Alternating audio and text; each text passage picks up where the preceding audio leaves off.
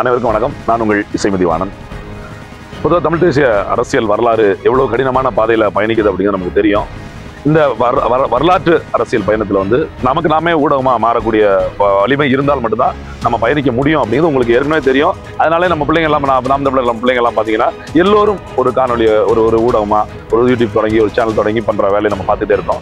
இப்போ சமீப காலமா ஒரு 6 இல்லை ஒரு வருஷ காலமா பார்த்தீங்கன்னா தமிழ் தேசிய அரசியல் பேசக்கூடிய வலைவலிகள் எல்லாம் முழுதா முடக்கக்கூடிய அது இன்ன காரணம் அப்படின்லாம் இல்லாம ஏதோ ஒரு காரணத்தை சொல்லி முடக்கிற இல்லை 4 ஆண்டுகளுக்கு முன்னாடி போடப்பட்ட காணொலிகளுக்கெல்லாம் இன்னைக்கு தடை செய்து அந்த காணொலி அந்த வலைவலியை முடக்கக்கூடிய வேலை நடக்குது. அப்படி நிறைய வலைவலிகள் முடக்கப்பட்டிருக்கிறது நீங்க அறிஞ்சதா? அதுல புதுசா ஏற்கனவே ஒன்று உங்களுக்கு தெரிஞ்சிருக்கும், இருந்தாலும் நான் சொல்ல உங்களுக்கு கடைபட்டிருக்கேன். எங்க பகுதியில அதாவது சிறுவிழுத்தூர் தொகுதிக்கு உட்பட்டதுல அண்ணன் கந்தசாமி அவர்கள் நடத்தக்கூடிய பனை ஓலை ஒலி அப்படிங்கிற ஒரு வலைவலி பார்த்துருப்பீங்க. அந்த வலைவலி முடக்கப்பட்டுச்சு. இப்ப அண்ணன் திருப்பி பனை ஓலை ஒலி, அதாவது பனை ஓலையும் பிரிச்சிருந்ததை அதை ஒரு இணைத்து நம்ம கூடு எல்லாரும் ஒண்ணா கூடுன்னு சொல்லமா, நீ தமிழர் நான் தமிழர் நாம் தமிழர் அப்படின்னு சொல்றோம் இல்லையா, அது மாதிரி பனையோலை ஒளி அப்படிங்கிற பேர்ல தமிழ்ல அந்த வலைவலியை புதுசாக தொடங்கியிருக்காங்க. இதுக்கு எப்பயும் போல நம்ம பிள்ளைங்க எல்லாருமே தமிழ் உலக தமிழர்கள் அனைவரும் ஆதரவு வந்து நமக்கு நாமே வலிமையா ஊடகமா மாறுவதற்கு ஒரு ஒத்துழைப்பு கொடுங்க. இந்த வலைவலியோட பேரு பனையோலை ஒளி. நன்றி, வணக்கம். இதற்குரிய தாய் தமிழ் உறவுகளே, நம்முடைய விருதுநகர் மண்டலத்தின் திருப்புலிபுத்தூர் தொகுதியின் தொகுதி 1 சார்பாக நம்முடைய அன்பு அண்ணன் ஈகை போராளி திலீபன் அவர்களின் நினைவேந்த நிகழ்வை நாம் அனுசரித்து வருகிறோம். நம்முடைய தாய கனவுகளில் எண்ணற்ற மாவீரர்கள் நம்ம கனவுகளை வெல்லுவதற்காக ஈழ விடுதலை போராட்டத்திற்காக இன்னுயிரை ஈந்திருக்கிறார்கள். அதில் மான மறவராக ஈகை போராளி நம்முடைய அண்ணன் திலீபன் அவர்கள் 12 நாட்கள் உண்ணா நோன்பு இருந்து ஒரு சொட்டு நீர் கூட குடிக்காமல் தண்ணீருக்கே தாகம் எடுக்கக்கூடிய ஒரு சூழலை ஏற்படுத்தி தன் உயிரை ஈழ விடுதலைக்காக கொடையாக கொடுத்திருக்கிறார்கள். நமக்கு 307 நமது அண்ணனின் நினைவை நாம் அனுசரித்து ஒவ்வொரு ஆண்டும் வருகிறோம். இந்த ஆண்டு நம்முடைய அண்ணன் திலீபனின் வரலாறை நாம் தெரிந்து கொள்ள வேண்டும். ஏன்னா நமது அண்ணன் செந்தமிழ் சீமான் அவர்கள் சொல்லியது போல, வரலாற்றை அறியாத படிக்காத ஒரு இனம் வாழாது வளராது என்ற ஒரு வார்த்தையின்படி வரலாற்றை நாம் அறிந்து கொள்ள வேண்டும். நமது அண்ணன் திலீபன் அவர்கள் தமிழீழ விடுதலை போராட்டத்திற்காக போராளியாக களத்தில் நின்றவர்.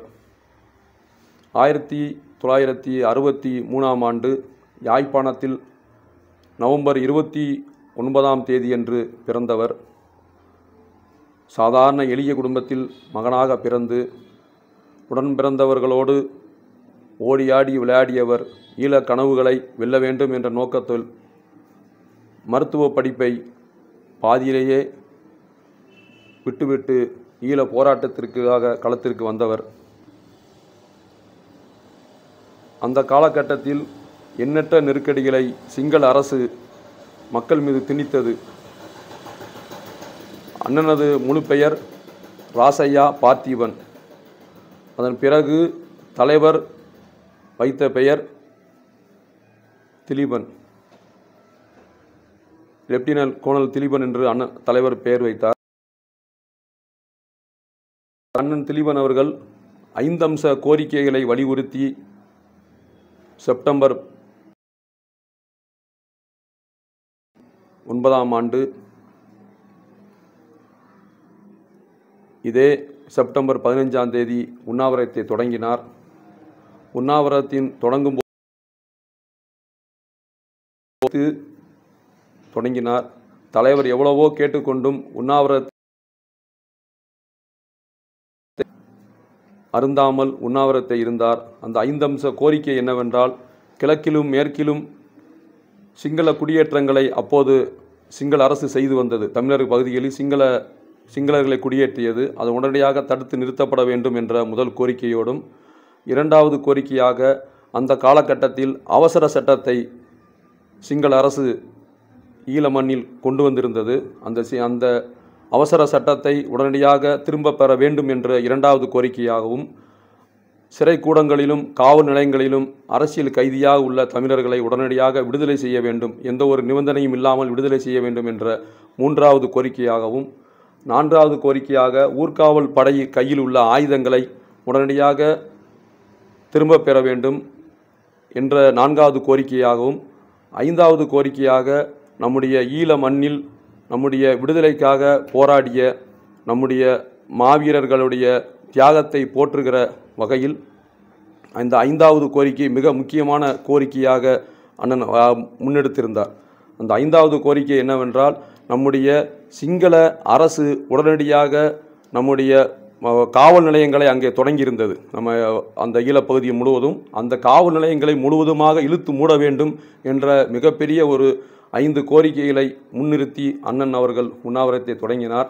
தலைவர் பலமுறை கேட்டுக்கொண்டும் பல போராளிகள் கேட்டுக்கொண்டும் அண்ணன் அவர்கள் போராட்டத்திலிருந்து திரும்ப பெறாமல் பின்வாங்காமல், ஒரு சொட்டு குடிநீர் கூட அருந்தாமல், மருத்துவர்கள் எவ்வளவோ உடல் நலிந்து 8வது நாள் 9வது நாள் உடல் மிகவும் நலிந்து விட்டது அண்ணனுக்கு.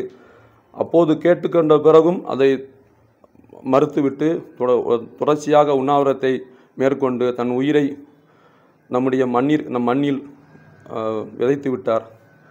நம்ம அண்ணனுடைய தியாகம் வீண் போகக்கூடாது. நம்முடைய ஈழ விடுதலையை நோக்கி நம்முடைய போராட்டங்கள், நம் நாம் தமிழர் கட்சியின் அந்த ஈழ போராட்டத்தை நோக்கித்தான் நம்முடைய கட்சி தொடங்கப்பட்டது.